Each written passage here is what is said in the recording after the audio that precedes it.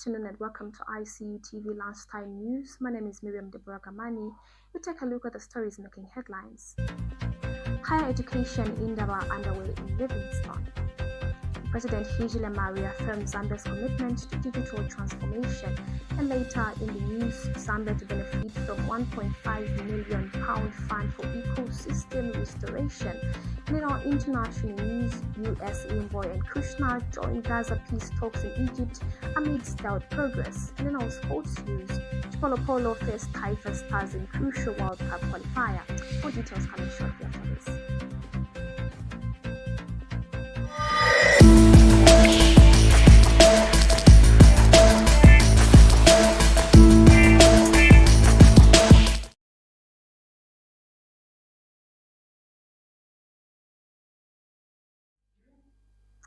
Another news in detail.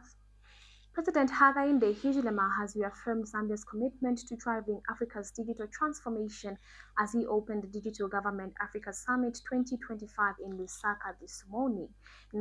Now it's its third year. The summit has drawn delegates from 26 nations under the theme Accelerating Digital Transformation for E-Government. He further emphasized the importance of digital infrastructure in uniting African economies and promoting intra-African trade, saying digitalization remains central to expanding economic opportunities and improving citizens' quality of life. During the summit, Zambia also announced the candidacy of Engineer Kazuba Mwale for the position of Secretary General of the African Telecommunication Union, with the selection set to take place in Abuja next year. The president commended organizers for successfully hosting the event, calling for continued collaboration in building a more connected and prosperous Africa. Zambia is set to benefit from a £1.5 million fund aimed at restoring ecosystem and reducing river pollution in southern Africa. The country joins Malawi and Zimbabwe as beneficiaries of the initiative under the international program revising environmental degradation in Africa and Asia. The support, facilitated by Slum Dwellers International, with finance 60 community-led projects focusing on pollution control and ecosystem restoration. The initiative is expected to strengthen grassroots climate action and promote environmental sustainability across the region. The Lusaka City Council LCC, in collaboration with state police, has seized hundreds of liters of illicit brewed alcohol, including red wine, cachasso, and tujili during an operation conducted along Leopards Hill Road and State Lodge. The raid targeted mobile money booths and unlicensed traders found selling uncertified alcohol beverages, which pose serious health risks to consumers. The Lusaka City Council has emphasized that the scale of such products violate the Liquor Licensing Act No. 20 of 2011 and endangers public health safety. The council says it will intensify inspection and sensitization campaigns to combat the illegal alcohol trade and urges the public to report illicit sales. Traders are also advised to comply with the licensing regulation to ensure a safer drinking environment for all residents. The Lusaka City Council has taken a decisive action against illicit alcohol in the city, seizing hundreds of liters of assorted locally brewed beer, including red wine, cachasso, and tujili. This operation, conducted in collaboration with the state police, targeted traders along Leopards Hill Road and State Lodge, as well as the money mobile booth vendors selling illicit beverages. The council's efforts are focused on protecting residents from consuming uncertified and harmful beverages that can compromise their health.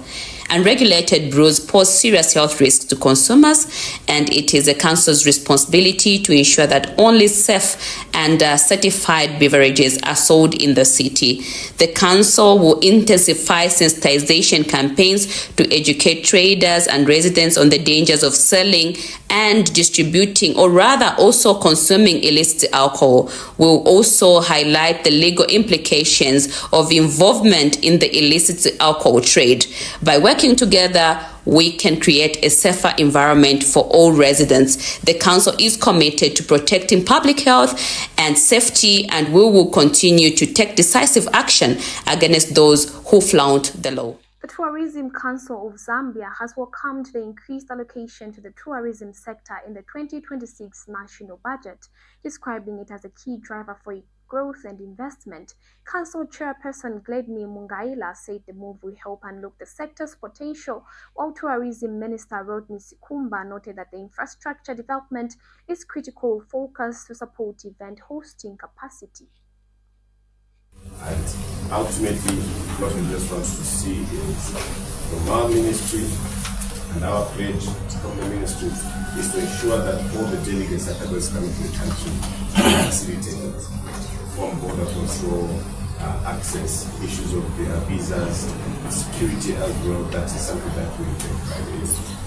Obviously, the issues of accommodation spaces, how we can book them, do we have a booking code, do we have transfers from one area to the next, what other activities can we have? Seeing that should be Lusaka. Zambia is home of the aquatic species in the world. We've got the big five. Those who within the country, if they want to visit the national parks, that we can facilitate. Those who want to go to the mighty Museum of Victoria Falls, that too we can facilitate. And we have a number of partners, big airlines, car hires, bus transport system, all those we have them in place. So what we can possibly do is for you to just continue the conversation in December 2024 with my team. Give us your wish list, let us know what you can do.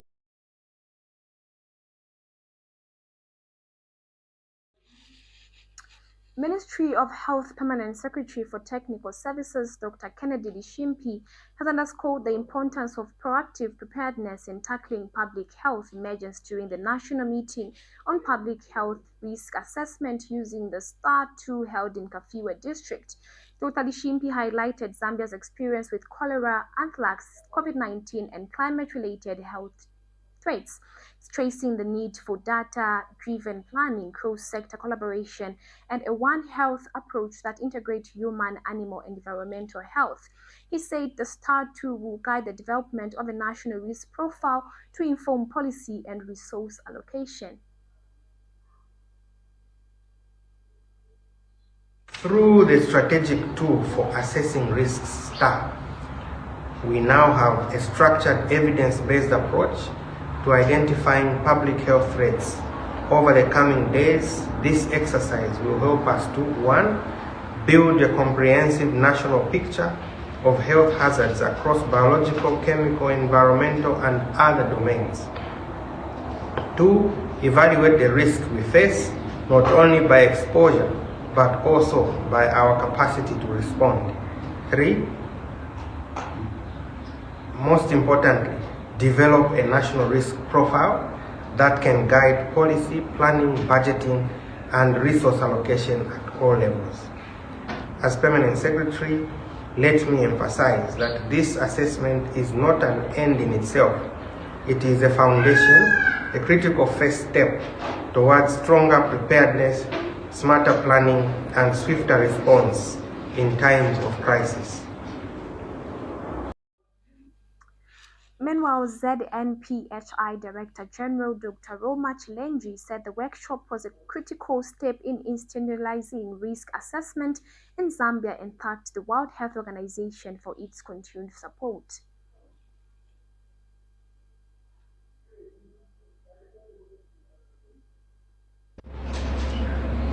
This risk assessment will help us identify and prioritize the public health threats we are most vulnerable to, whether it's disease outbreaks, climate shocks, or industrial hazards.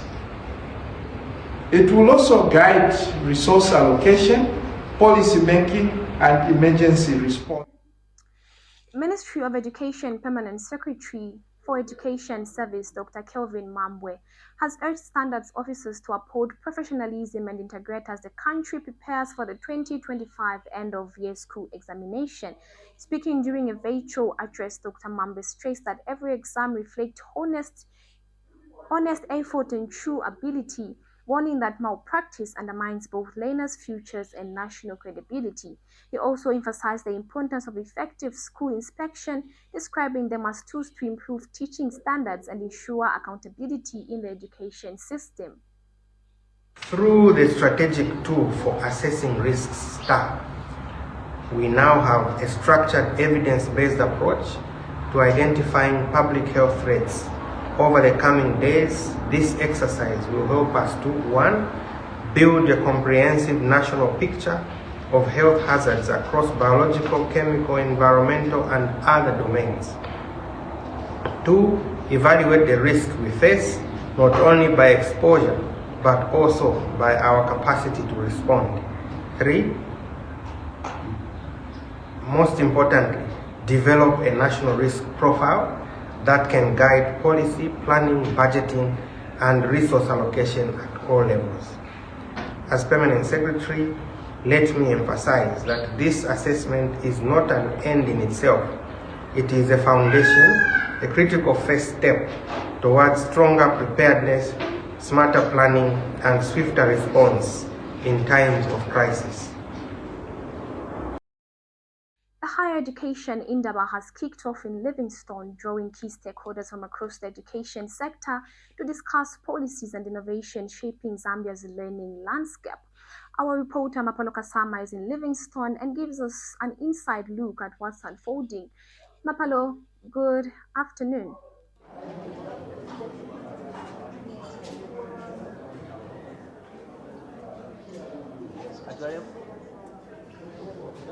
Thank you so much, Miriam Gamani. Well, right here in Livingstone, the Higher Education Authority has started something very important, because education is important, and we have right here in Livingstone the first ever Higher Education Indaba 2025, and the conversations have already started to just rethink and see the way forward on how it's going to be in terms of education. What is the future? What is the measures, or rather, what are the measures are we going to take in order to ensure that we have quality education for all in terms of higher education? And over the next 3 days, we will have people from government, different universities, industry, as well as civil society to be able to tackle and discuss the pressing issues like access, quality, innovation, as well as the steps needed in order to transform the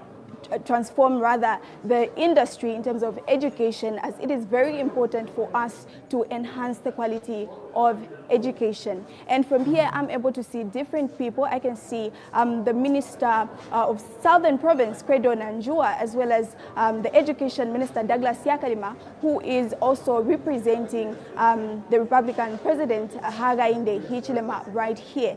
And of course, there's also ECZ. I've seen so many people with different stands, and rather we are going to talk to them. So you should just stay glued right here as we'll be having these conversations. So back to you, Miriam Gamani.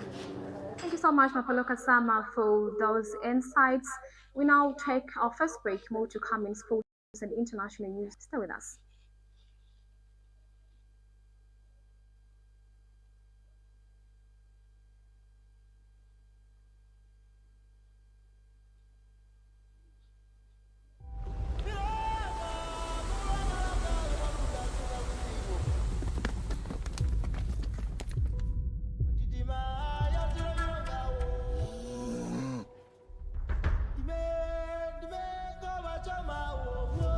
Bami wamwene kukupa basofu ate gift ya wedding wewe kabampo ga honto kweswako wei sebo buji bajita kuti humbwa wa arwa kumumpa muso ale they give one zo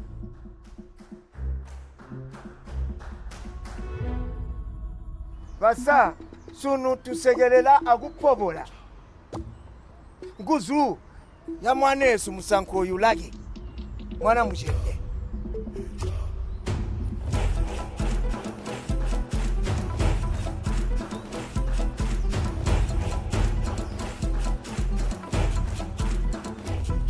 tamdori ndira honeymoon yansa yebo tuni kurya honeymoon ndete kuya kusaka ka kupange maloko mbo tuni kukhala amike kuno mudaro lo bagamba kuti utaka kuti nantaka mihimu lusaka ishindi mubwa itabaga ndijita class station bagandi sibe buya Baga kuhema jana.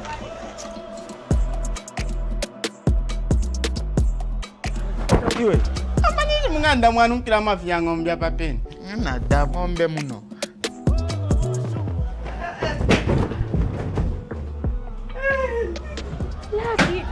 Lucky. Do you know me? Do you know my wife? Have you seen my wife?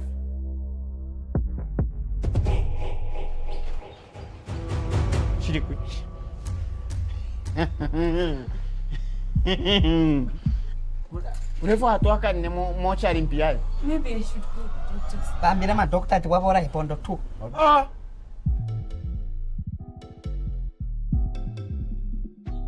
Chikaringa byani ibandu nawe chakaringa byani ko. Chachiringo kumichiringanya pamulesu ba mafuta. Wow. I'm so impressed mura. Pesi ndari kwamba bakuti. Aya mahuta anonkira musimba. Imwe mwakasuba.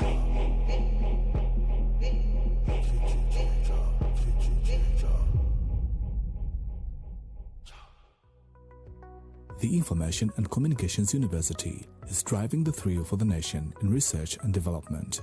Enroll now for full-time and distance programs in the School of Engineering, Humanities, Business and Education. To apply, visit our website at www.icuzambia.net or call us on +260 211 221 662 or 0966 342 359. Sponsorship is available. Enroll now. Welcome back. We now cross over back to Mapalo Kasama, who's in Livingston, as she continues giving us more updates on what's transpiring there. Mapalo Kasama.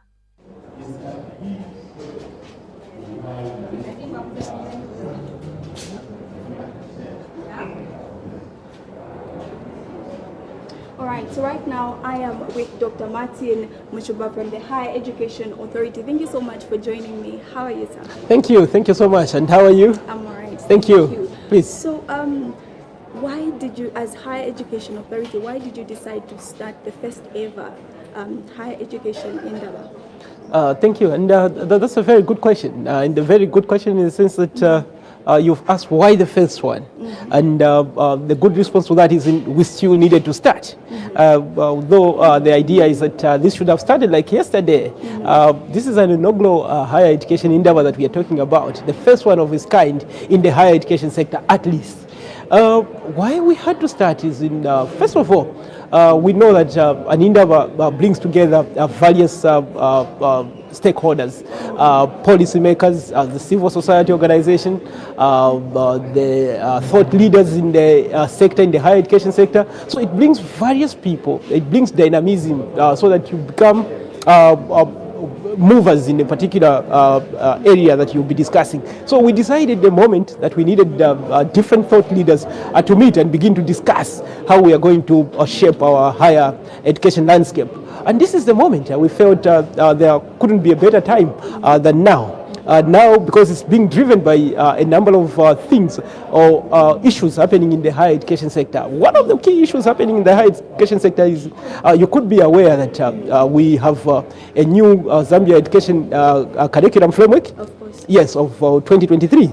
And what that means is that we need more engagement with the industry. And when we talk about the industry, we talk about the employers. We talk about where you get employment after you are done. Remember that you're training to come and fill the human industry. And when we train you, we want to have the right skills, the right competences that are responsive to the labor market. And we are saying, let us engage the industry so that they begin to have the voice on the quality of training that is going on. And what we are saying is, look, we are also having the growth in the general education sector, where the numbers of learners have shot up from about 4 million.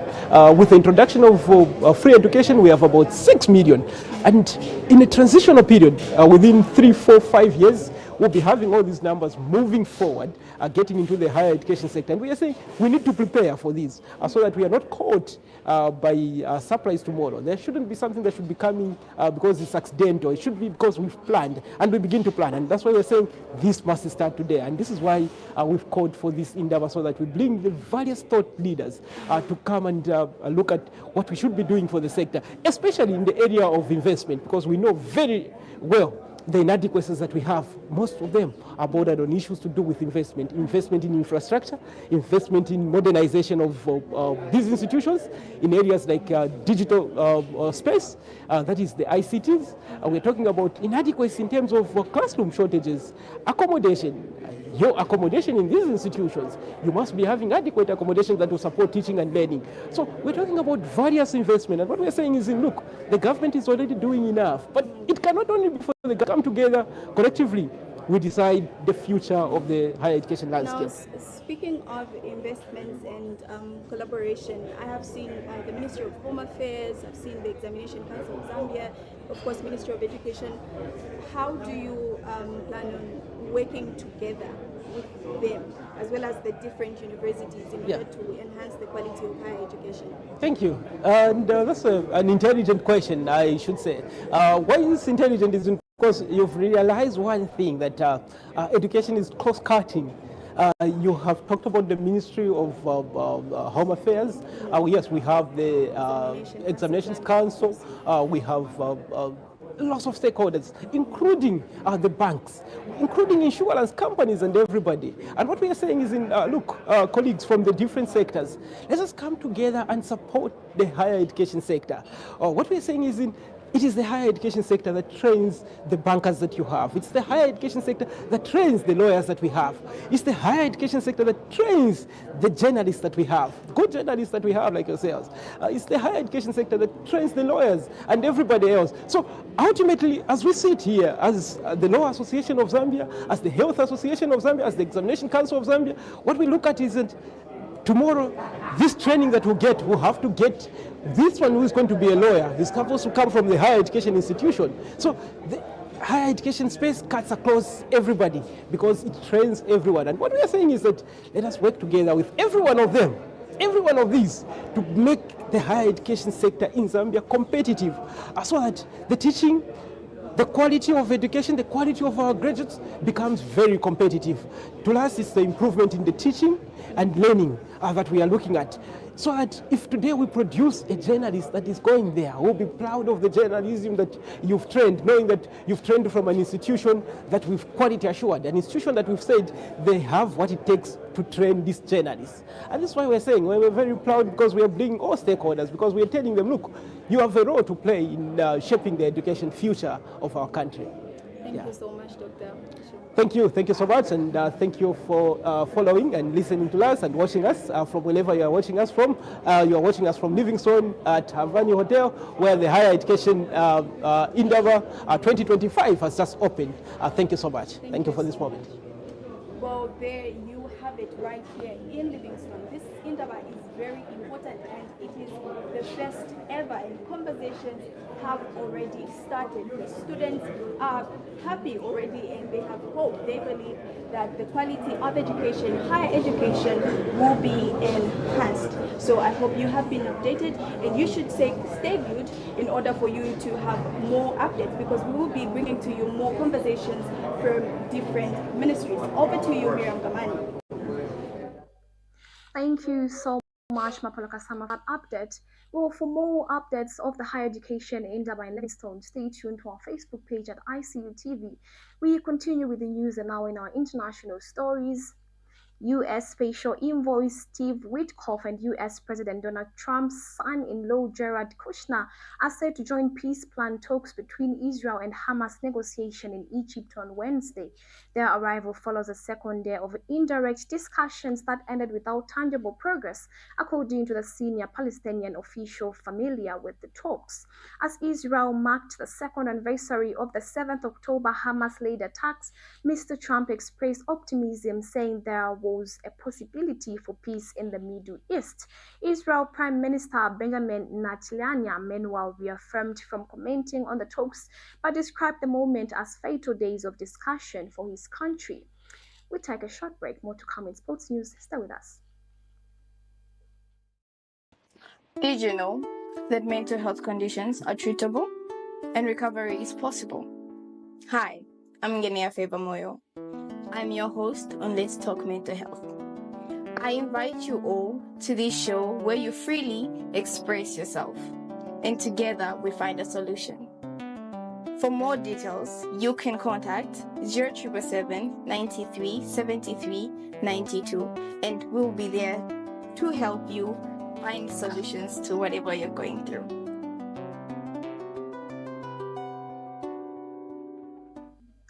Welcome back, and now in our sports news. The Chipolopolo take on Taifa Stars of Tanzania tonight in a crucial FIFA World Cup qualifier at the Aman Stadium in Zanzibar.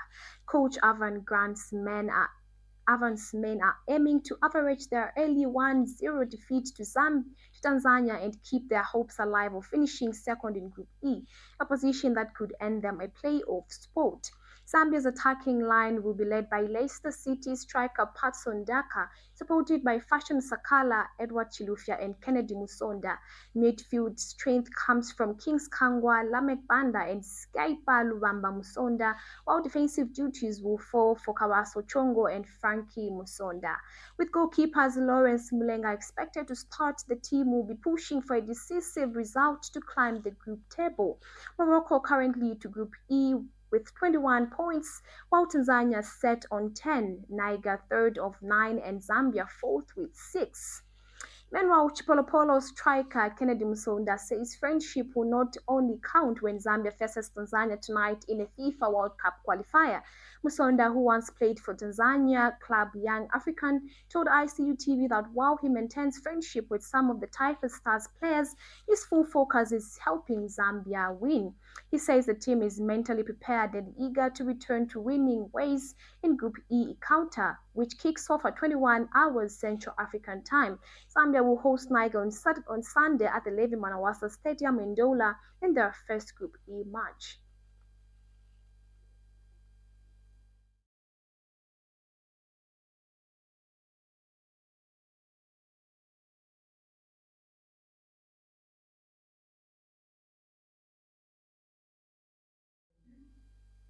Well, that sports item brings us to the end of Icutv lunchtime news. But before we leave, a quick recap of the stories that made headlines. President Hichilema reaffirms Zambia's commitment to digital transformation and Zambia to benefit from £1.5 million fund for ecosystem restoration. The Ministry of Health emphasizes preparedness in public health risk assessment. And in our international news, US Envoy and Kushner joins Gaza peace talks and Egypt amid scaled progress. And now sports news, Chipolopolo face Taifa Stars in crucial World Cup qualifier. Thank you so much for tuning in to our lunchtime news. For more updates, stay tuned for our main news at 20 hours. Have a blessed day.